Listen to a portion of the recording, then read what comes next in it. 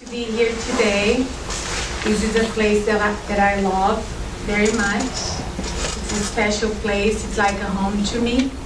It's filled with people that I love, so it's a pleasure to be here today. And I'm going to be talking about Mother Mary, Mother of Jesus. And yeah, thank you all for being here with me. So the talk was based on a book that it's called Mother Mary, Mother of Jesus. And it was written by Francisco Cândido Xavier, or Chico Xavier, and Ivone Pereira, both mediums. And they were inspired by different spirits. You know, they channeled the messages of different spirits, such as Emmanuel and Humberto de Campos. So, and it's a collection of texts, testimonials, and poems. And it's a work of incarnated spirits and discarnated spirits. It's a beautiful work. So the book is also based on the Gospel of Lucas, because according to the spirits who were involved in the making of the book, that's the gospel that has a minimum amount of errors and distortions. So that's going to be found there too. So that's it. Let me see here. Yes. So this is a portrait of Mother Mary. It may be a little bit different. You know, for me it was different the first time that I saw. You know, she has so many faces, right? But this is the portrait that was made possible by the mediumship of Chico Xavier. So Chico Xavier, inspired and guided by Emmanuel, was working with a photographer whose name was Vicente Avella. So Chico Xavier was instructing him and guiding him as he was making this work. It's not a painting, it's a work of photography. And so yeah, Chico Xavier was giving the instructions according to the instructions of Emmanuel, and the photographer made this. So the portrait of Mary, according to Spiritism, let's say like this, was made in more than 20 meetings between these three spirits, right, incarnated and discarnated. And it started to be made in 1983, and I think they finished in 1984 as a way of honoring Mother's Day in 1984. And according to Chico Xavier, that's how Mary presents herself in the dark zones of the spiritual world, such as the valley of the suicide. So that's how she is seen. So let me see. Let me go here. And I welcome questions. I forgot to talk about this. I welcome questions and feedback and comments, but we'll leave them for the end. So I'm sure, you know, I'll have time to cover everything that was planned. So we're going to start talking a little bit about Mary's life before, you know, becoming the mother of Jesus. Little is known about her life until the point when she becomes Jesus' mother. So what's known for sure was that she was Jewish. Her mother was Anne, and father was Joachim. They were all Jewish. She had a cousin, and they were very close. It was Isabel, her cousin. She had another cousin. She was not that close. It was Mary of Cleophas. Of course, she married Joseph, and she became the mother of Jesus. So a little bit about her life before Jesus. So, let's see here. Okay. And then life with Jesus, right? Well, there's something wrong here. Let me see. So let me talk a little bit about Isabel then. I was expecting for, yeah, Isabel. So So she was very close with this cousin, Isabel. She was a very important person in her life. And Isabel's husband, Zacharias, had a dream. No, he was not a dream. He was visited, according to the Gospel of Luke, because according to the book, he was visited by the angel Gabriel. And the angel told him that he was going to have a son, and that his son was going to bring about happiness to many, because he was going to be sent by the Lord. He was going to bring the word of the Lord. And then Zacharias says, I'm too old. My wife is too old too. So how can I trust you? What are you? He said, I am Angel Gabriel. I'm a messenger of God. And I am bringing you the good news. So his wife, she was old already, but she gets pregnant. And then, Isabel is the mother of John. So she was expecting John. And the angel told him that his son was going to be named John the Evangelist. So she was John's mother. And then when Mary, when Isabel was 6 months pregnant, she visits Isabel. And when she sees Isabel, she has this feeling, and she was. You said John Evangelist. I think you're saying about John Baptist, right? Baptist or I thought the evangelist or Baptist. Yeah, the Baptist. Yeah. Right. Sorry. Yeah, John the Baptist. Yes. So when Mary visits Isabel, Isabel has this feeling, and she said, "Blessed you are amongst the women. Blessed is the fruit in your womb." And before that visit, Mary remembers that she also was visited by an angel. It was Angel Gabriel. And in his visit, he tells her, "Mary, full of grace, our Lord is with you. Blessed you are amongst the women." And then, she didn't understand that very much, but the angel told her, don't fear. You're being blessed by God. You're going to conceive a son. You're going to name him Jesus. And he told her about the greatness of his spirit. And he told her that he was going to be called the Son of the Almighty. So this is Isabel and Mary. And also Joseph, he had a dream, and the angel again announces, it's okay, your wife is going to get pregnant, but do not fear to receive her, because she will be conceived by the Holy Spirit. She will have a son, his name will be Jesus, and he will save his people and his sins. So there was all of that surrounding the birth of Christ, and Mary started to see her life changing. So, life with Jesus. So from that point on, her life was really going to change. Jesus is born, and then again, Joseph has a dream, and in his dream, he was told by the same angel that he had to escape, otherwise his son was going to be killed. So they escaped to Egypt and moved to Galilee, a city that was named Nazareth. And then, as a mother, Mary was really seeing her son growing in wisdom, in grace, and she saw that he was a different boy, and she kept observing and storing in her mind, in her heart, all the meaningful facts that surrounded him. She saw that he was different.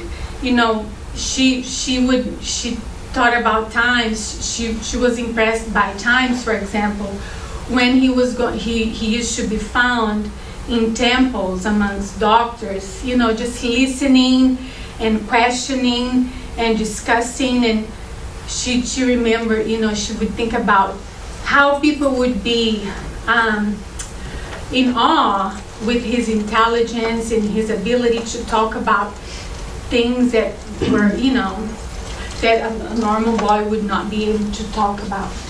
So she was observing, everything that was happening to him. So again, Marian and Isabel, they would often get together and talk about John the Baptist and Jesus, the two boys. They would say these two boys are different, Isabel would tell her, I often find my boy in nature, just surrounded by nature and very quiet and in profound meditation. And Mary would tell her, yes, I often find Jesus sitting by a creek, just looking at the water and talking to travelers, talking to beggars, talking to the women who were washing the clothes, talking to the poor. And he always has a word of love, a charitable word, or an expression, of love to all these people that he doesn't even know. So they would talk a lot about these two boys, John and Jesus. They would say, these children, I think, bring to humanity the divine light of a new way. Jesus talks about his communion with God with such eloquence that could never be found in the observations of our doctors. His science cannot be from this world. It comes from God, who certainly expresses himself through Jesus' pure lips. So, two mothers just seeing those two boys, this different, right? So Mary would tell her, I often worry about his destiny. I don't know what's going to happen. And and they used to see their sons looking at the scenery in Nazareth, and Jesus pointing to certain landscapes with John by his side, and he pointing to certain landscapes as a boy, as if he was telling John about his future plans. And both mothers would wonder, what are these children talking about? What is happening? So perhaps they were talking about the first combination of love and truth that eventually would change the world in a way that we know, right? So that's Mary and Isabel. Yeah. Let me drink my water here.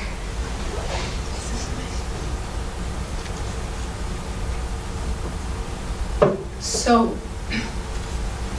again, we don't know a lot about Mary's life after Jesus reached the age of 12. There's not much there until his 30s. And then a little after that, Mary was going to have to deal with his crucifixion, with his death. And this is what we're going to talk about now. So, at that time when, all of those events were about to happen, she was just there doing her usual things. And John comes by and tells her about the possibility of Jesus being incarcerated, right? And she was shocked. She could not understand.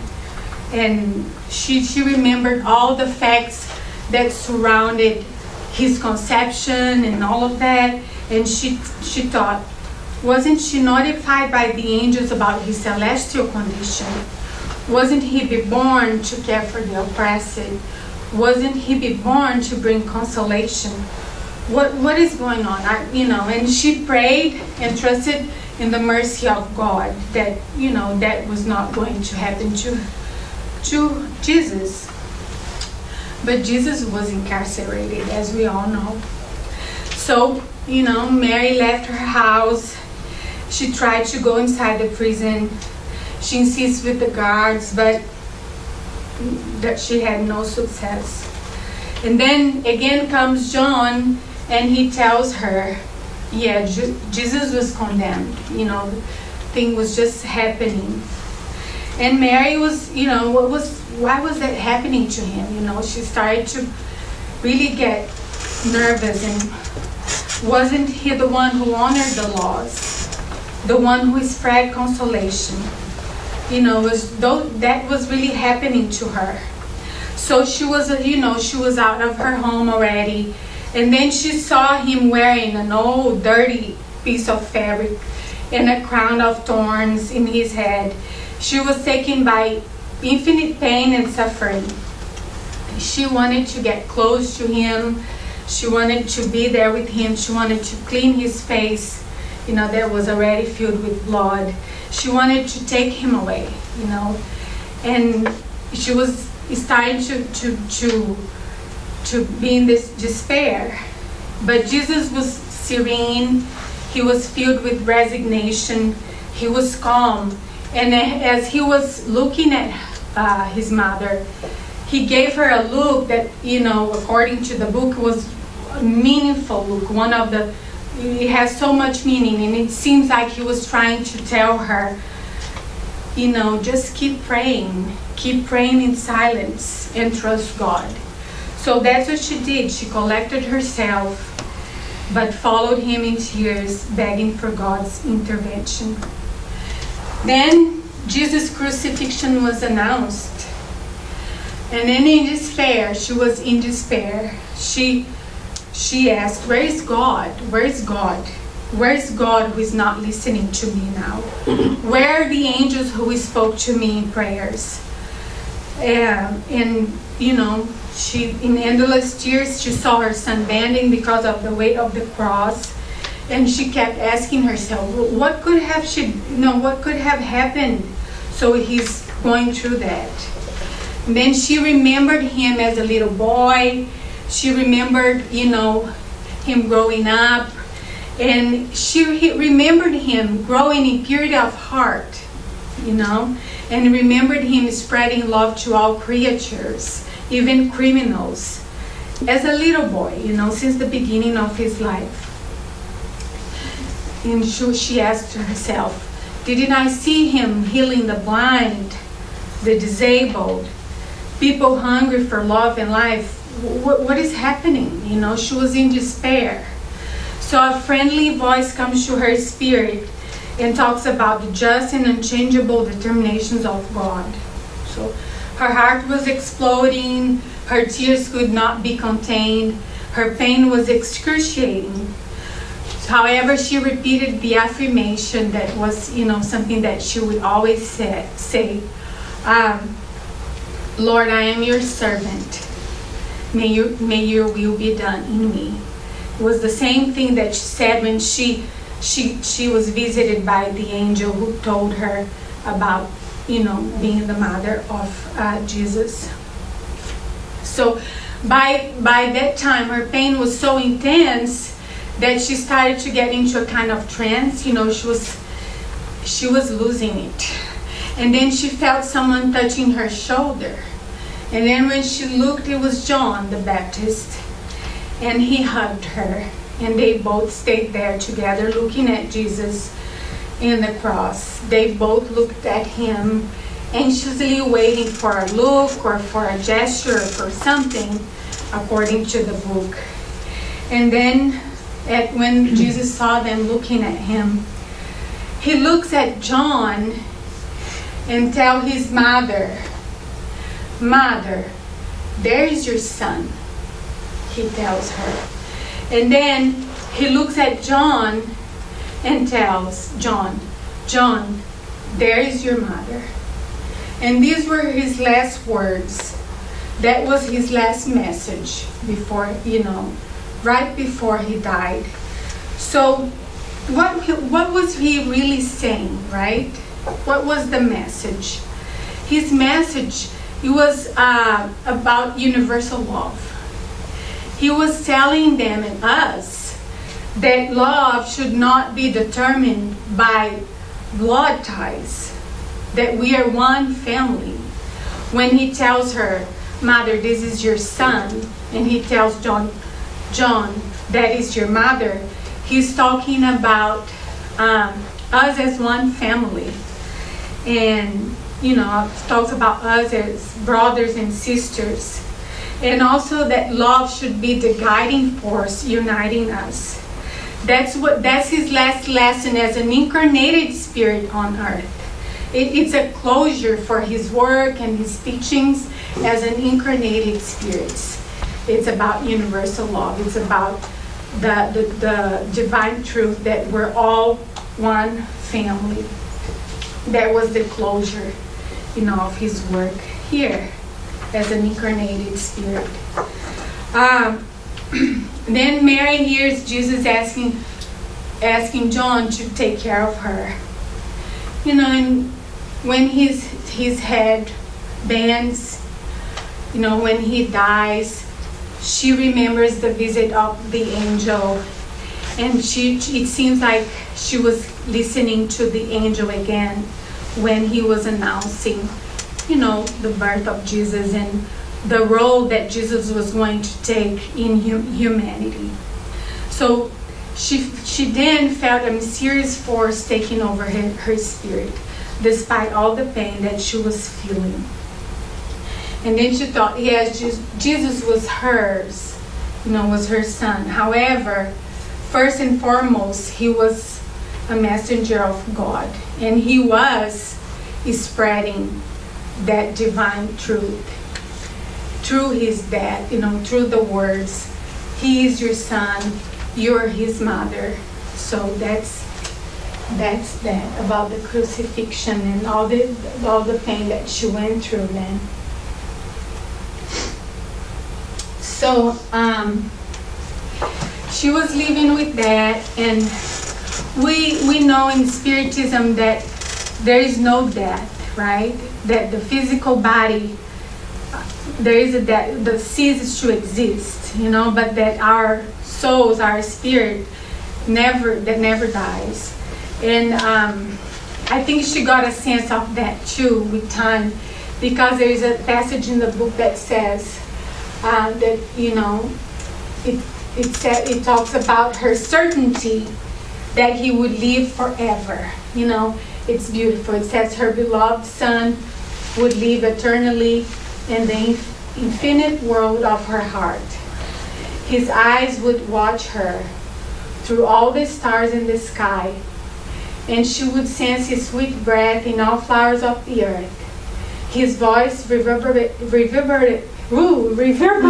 in her soul, and to comprehend his eternal existence, she only needed to penetrate the enlightened sanctuary within herself. So she had that certainty. And we know that that's what happens when we don't die. So then John goes ahead with his promise. So he invites her to live with him. He invites her to live in a cottage in Ephesus. It was a small, very simple, very humble cottage, and but it was facing the ocean. It used to face the ocean, and he invites her to spread the word of Jesus. To get together with him and leave the legacy that was left by Jesus. And she accepted. So they moved to this cottage. And like mother and son, they would start a new era of love in the universal community. So in just some weeks, several weeks, lots of people started to go there, and that place became a place of loving gatherings. People would go there to hear about Jesus according to her memory, right? And John would also talk about the memories that he had, and people, just started to go more and more. The meetings would end late at night. In months, there were long lines formed. It seems like it was like a ray of hope, for people to know that Mary, Mother of Jesus was there for people who believed in his message, right? So, after some time, the cottage was, they started to call her house Home of the Holy Mother, with some time. And, the elderly, the sick, the outcasts, the poor people, other mothers, people were looking for love. They would go there and sit and hear her. And in facing the suffering of others, she would always say, that too will pass. That too will pass. Only the kingdom of God is strong enough to never pass. It is always in our souls, like an eternal realization of celestial love. So, they go on with this work. And then Paul, another apostle, visits her, and he is strongly impressed by her love, by her simplicity, by her humbleness, and by the knowledge that she had when it comes to Christ's life. So she asked her to help him, to join him, to write a gospel to future Christians, right? A gospel about memories of Jesus. So she accepted, and they started with that project. And then he passes on to Lucas, because he was traveling, and he asked Lucas to, keep working with her to create that gospel.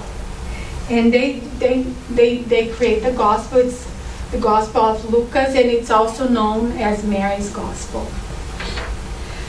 Okay.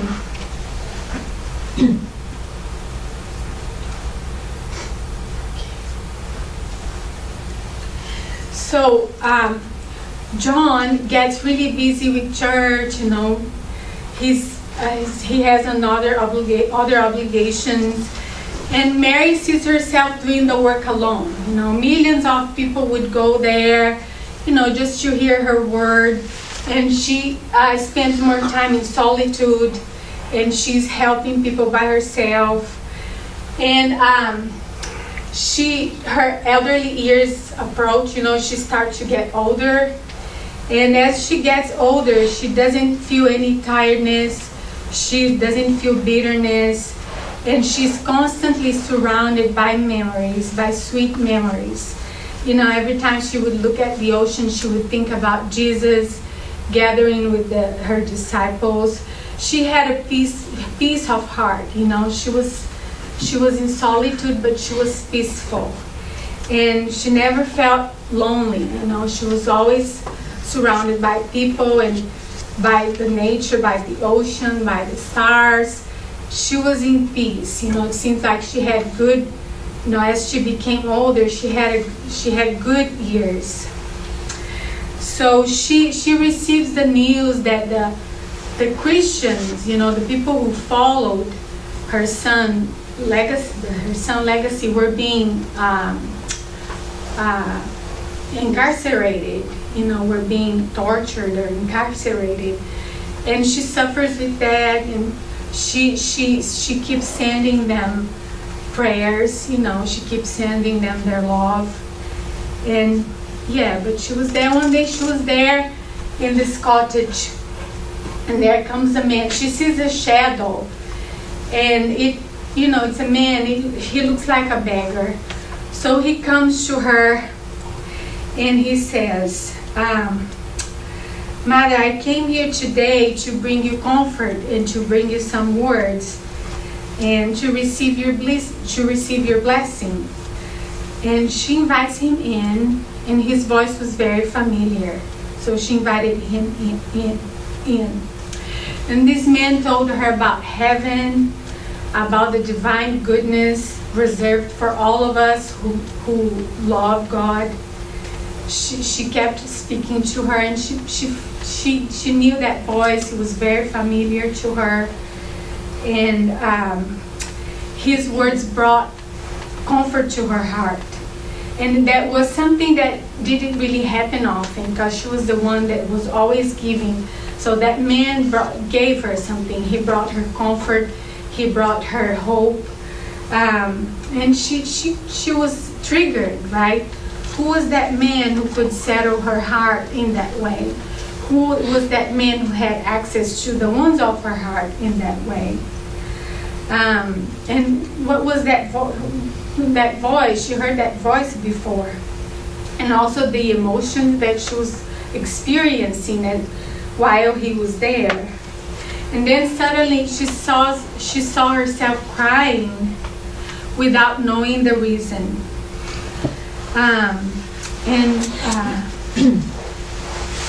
The man came to her and said, "Mother, come to my arms. Come to my arms." And then she looked at his hand and she saw 2 wounds, just like her son's wounds when he was crucified. And then she anxiously looked at her feet and she saw the wounds also. And then she understood that God gave her that gift, was the presence of her son, Jesus. She was being visited by Jesus.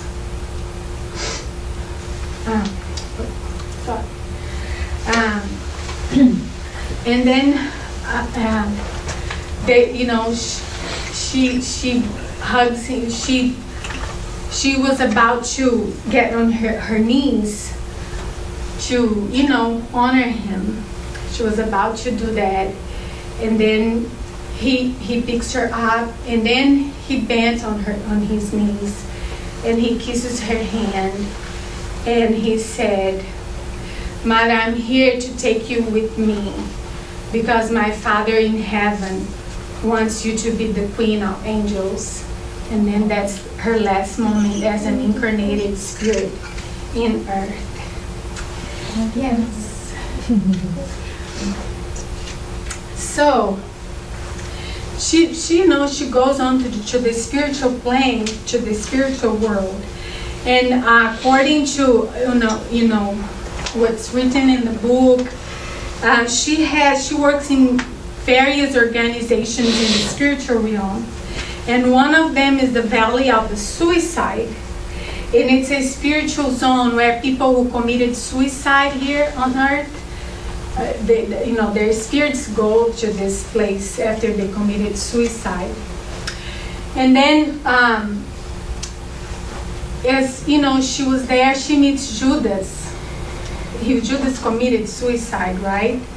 And there is a poetry in the book about the meeting of Mary and Judas in that zone. And I'm going to read it to you. A mother's portrait. After a long time, amongst the shadows of the Calvary, Judas blindly wandered in the spiritual realm, lonely. The landscape was sad, the sky filled with fog. Tired of remorse and resentment, he sat down and started to cry. Meanwhile, a noble woman from superior plains, surrounded by celestial splendor that he could not see, gently caresses the head of the unfortunate man. Then, with profound gentleness, almost like in a prayer, Mary tells him, "My son, why do you cry?" "So you don't know?" Judas replies in an aggressive tone. "I am dead, but I'm still alive.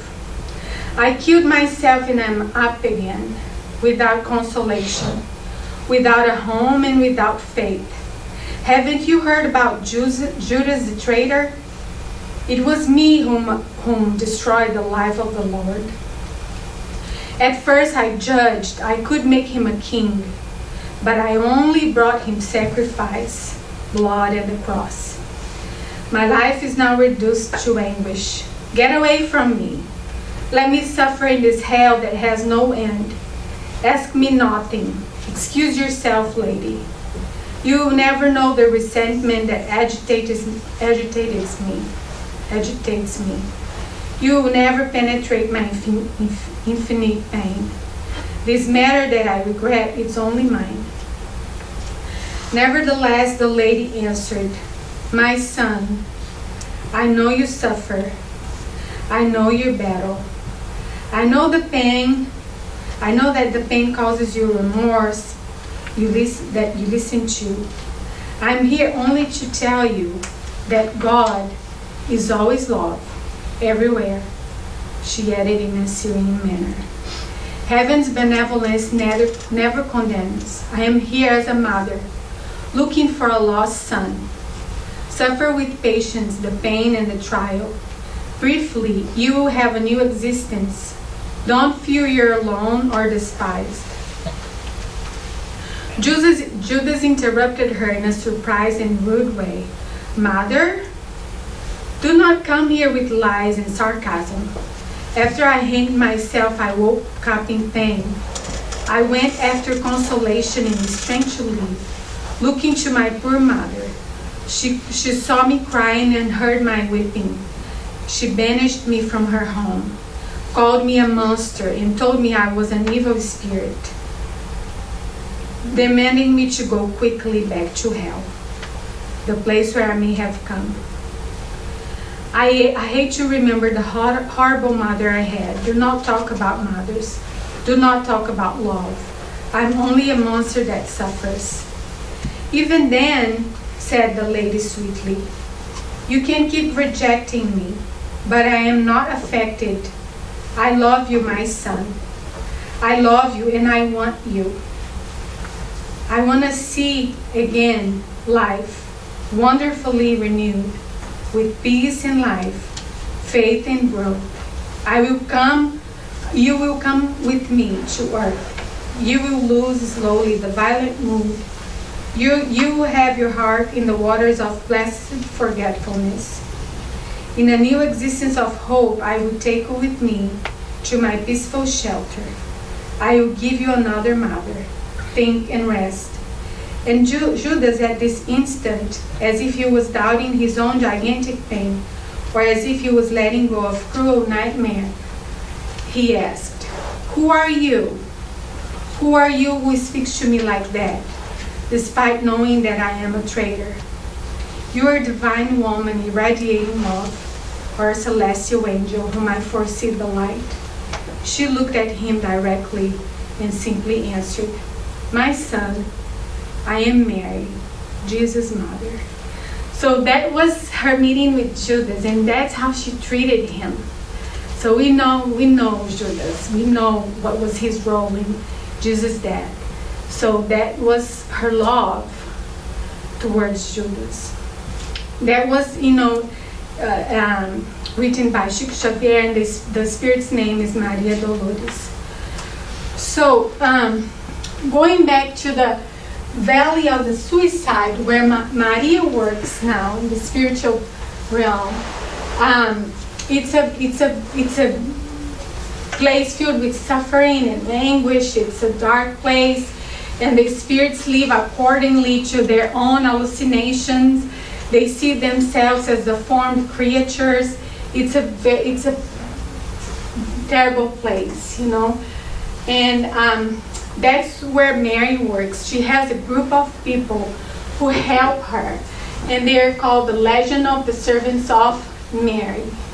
So often they go to the Valley of the Suicide, and they visit the spirits who are there. And each time they rescue a big number of spirits, and they take them to a hospital. It's called the Hospital Mary of Nazareth. And they take them there, and they go through a series of examination. The hospital, it's a place filled with, it's a place with a loving atmosphere. It's filled with knowledgeable doctors. They are also very, very loving, and most of them are Hindus, according to the book. So they go through a lot of examination. They look at them, and they go through a treatment. After they go through that examination, they go through a treatment to reconstruct their perispirit first. Perispirit, it's like a layer. It's a semi-material layer that involves our physical body. According to Spiritism, we have a physical body, the perispirit, and then the spiritual body. So the perispirit is that semi-material layer that surrounds our physical body. It's the intermediary between the physical body and the spiritual body. It's like the bridge between both. And of course, someone who commits suicide has their perispirit damaged, right? So the first phase in the treatment here in the hospital, it's work of reconstruction of the perispirit. And according to the testimony of one of the spirits who was there, and he was a Portuguese, this spirit was a Portuguese writer from the 19th centuries. His name was Camilo Castelo Branco.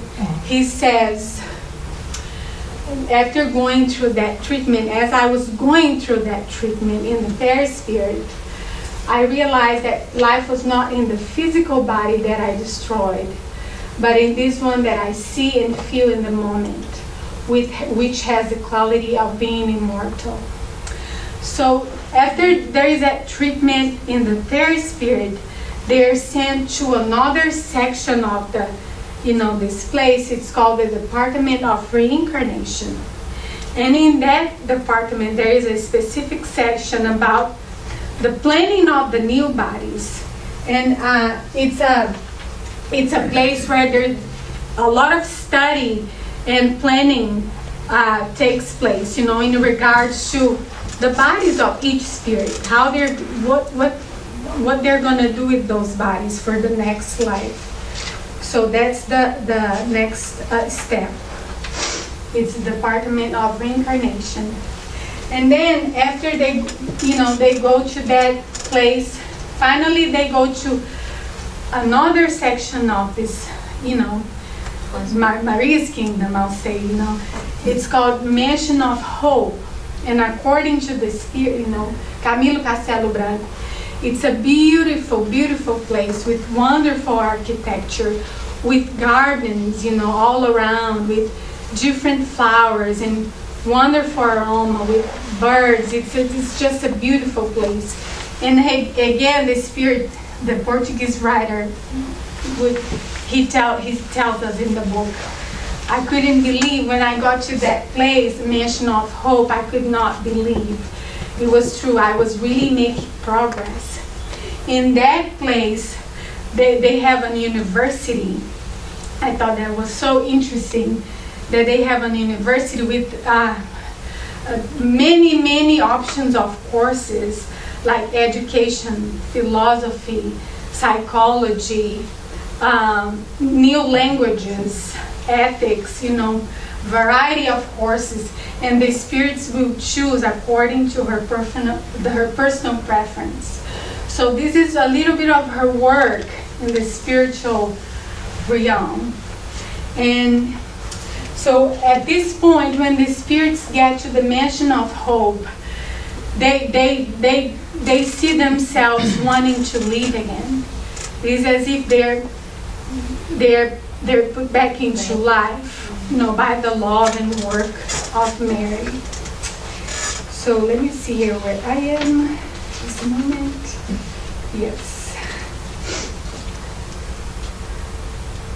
Okay. So there is one section in the book that was beautiful, that was striking to me.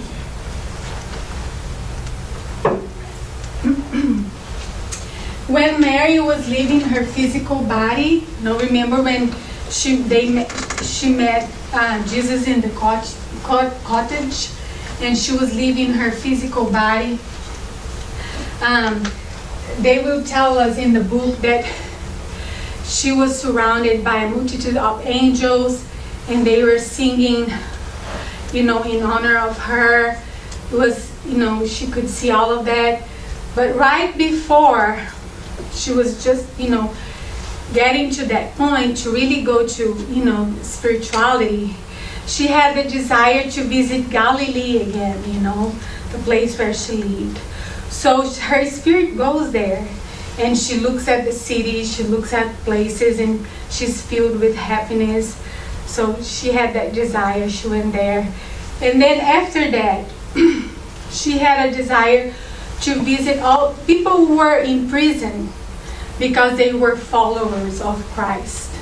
Then her spirit goes there, to this prison. And then she saw these people. They were all there because they believed in Jesus, words, in Jesus' ideas. And she spread their light, She was, just trying to spread their love and light and really make them feel how much they were loved, just like she was their mother. But she kept saying, what else can I give to them? What else can I give to them? And then she sees a very young woman, and according to her, the book, she was very pale, she was skinny, she was very young, and she kept asking herself, what can I do? And then she remembers the words of her son when he says, my yoke is easy, my burden is light. So she thinks about lightness, she thinks about, joy, she thinks about sending them something that would bring about this strength that comes about when we're happy, when we're joyful, when we're, in a light spirit. And then she comes close to this woman and she said, sing, my daughter, sing. Let's sing, Let's have a good attitude. Let's just try to transform the pain. Let's just suffer here in earth, but knowing that there is happiness in heaven. So she asks the lady to sing, right? And then this lady didn't really understand, but she was taken by a wave of emotion. She was taken by some happiness, some that she could not understand. And then she started to look at the bars, of the prison, and it was as if she was looking through the bars, and it was as if she was looking to the horizon, and she was just surrounded by light and love. And then she started to sing. That woman started to sing.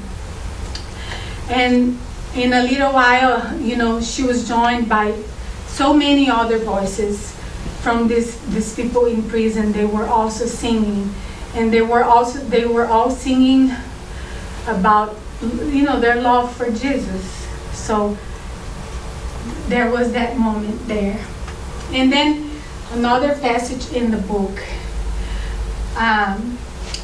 it's something that says, for this reason, my brothers, when you hear the melodies in the temples of the different religious families of Christianity, do not forget to make silence in your heart, so the mystical rose of Nazareth can spread in there her perfume. I thought this was beautiful. It was striking to me because it brings about an idea of inclusion, It's all the different families of Christianity. It's all of us, It brings together different beliefs. It brings together different religions. It brings together different people. Of course, Christians, but it brings about, the idea of inclusion. And it reinforces that last message that Jesus gave to John and Mary when he was dying. The message of universal love, that we're all one, that we're brothers and sisters. So that was striking to me. We're one. It doesn't matter our beliefs, our differences. We're one family. So again, it reinforces the idea of Mary as the mother of humanity, of all of us, despite our differences, despite our ways of going through life. And this you see, and again you see her many faces and the way she presents herself in different, religions for different people, as if she was, giving what people need. It's again reinforcing that idea of universal love. She said that this is our vision, but all the other ways that she expresses herself, it's really that message of universal love, that we're all one family. And then we're faced again with the divine truth that we are brothers and sisters. So as I was doing this, in the passage about the singing, I thought about a day when I was working. Let me get the water again.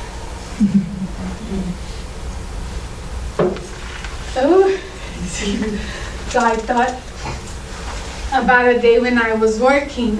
I am a psychotherapist, and I work with groups and individuals. And at this day, I was going to work with a group of women, and I knew it was going to be difficult. They were all diagnosed with, severe mental disorders, such as major depressive disorder, with destructive behavior, suicidal tendencies. I know it was going to be difficult, just a big group of women, and they were all diagnosed with serious things. And I was like, okay.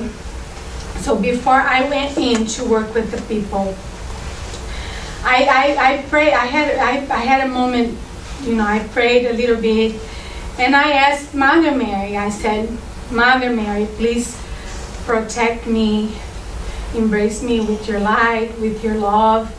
May I be an instrument of your love as I work with these people. Okay, and then I go in. I saw them, they had no energy. They didn't want to speak. It was difficult. And then I thought about using some drama therapy techniques that I often use.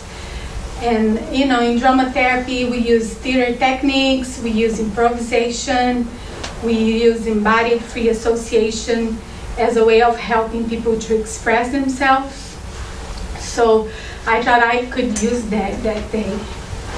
So I asked them to stand up. I told them we would do some drama therapy, some embodied free association. And then they asked, what's that? And I said, just feel free to express yourselves in your bodies, with sound, with movement. Just feel free and express whatever comes to your mind. It's a way to tap into the unconscious. And they said, okay. So we started with some movement, with some sound, and people felt awkward.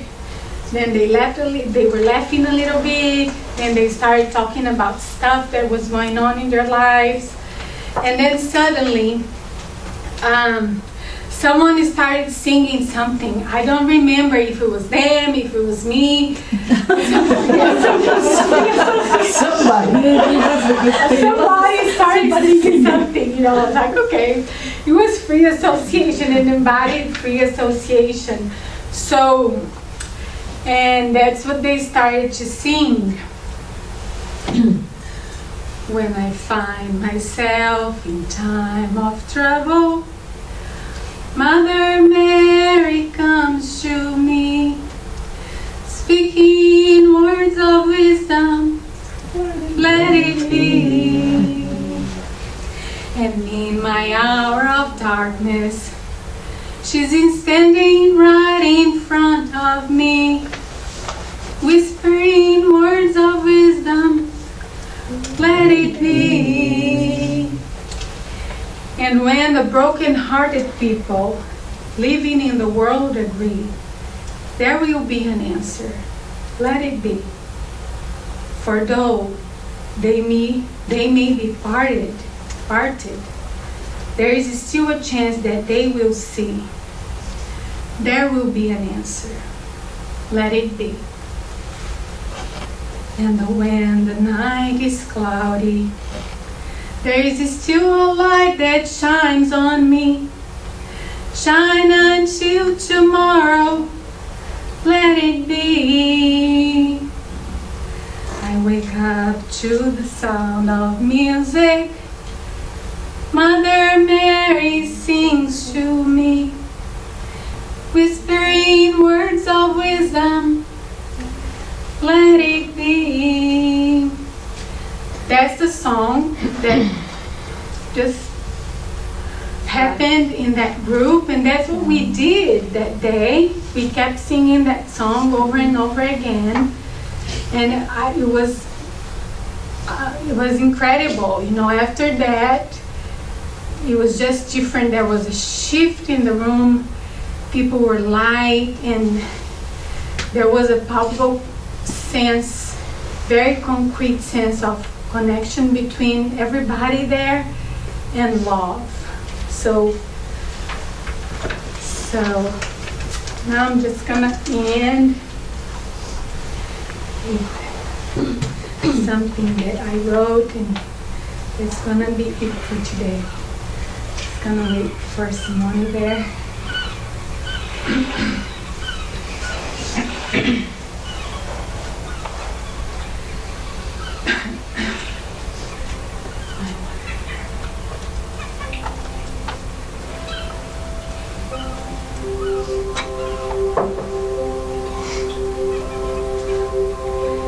There will be an answer. I see an answer in your many faces, in your many names, in your love that becomes whatever is needed for each person, race, nation, religion. Your love that gives what we all, so different, need. What if we all, so different, could love like you, Mother? What if we could become what others need? What if we could become what others understand, see, and believe? Instead, we tend to love what is known. We tend to love what is ours, what is equal. There will be an answer, loving the way you love. A love that restores one's own life. A love that forgives unconditionally. A love that is so strong in faith that accepts what seems to be impossible. A kind, benevolent, and ever so gentle love. Let us learn with you, our Mother. Let us see how to love. Let us be the love that you are, Mother Mary. Sit.